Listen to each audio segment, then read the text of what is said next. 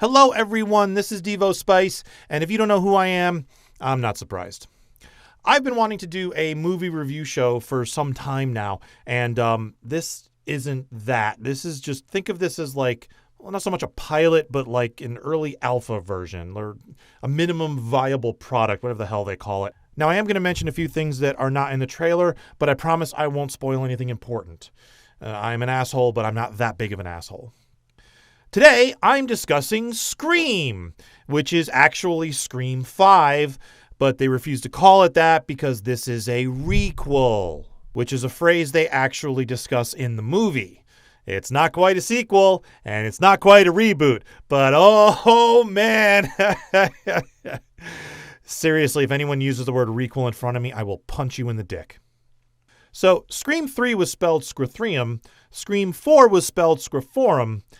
I don't know why they didn't call this one 5 Cream. Although now that I say that out loud, I think I have an idea. That'll be the porn parody.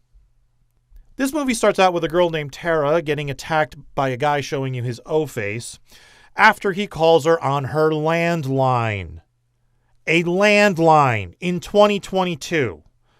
The only people who call landlines in 2022 are grandmothers and psycho killers. So if the caller ID don't say grandma, don't pick up the phone.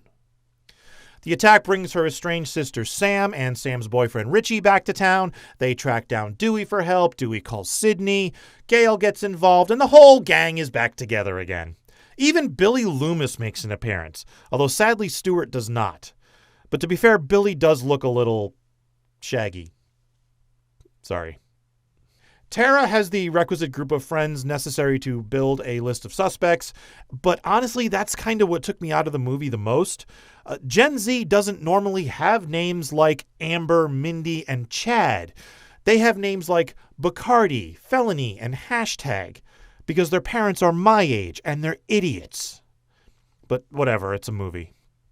And as with all Scream movies, they talk about how to survive a Scream movie, or a stab movie. And they get pretty meta. In fact, they get meta on top of meta inside of meta. They get so meta that I think Mark Zuckerberg is going to sue. But in the end, it's a lot of fun seeing most of the original characters back, and I think that's how I would best characterize this movie. Fun, as opposed to, say, good. This movie also mentions and alludes to a lot of other great horror movies in the past, like The Witch, The Babadook, Hereditary, Puppet Master, and a few others. And it really is a lot of fun. If you're a fan of the series, you'll probably enjoy it. It's definitely made for the old school Scream fans. This movie knows its audience, and really you should know what to expect from this movie. So if you're the type of person who enjoys watching teenagers get hacked to death in locations where there should be a lot of witnesses but aren't for some reason, this movie's for you. I give Scream 6 stabs out of 10. Survivable, depending on where you get cut.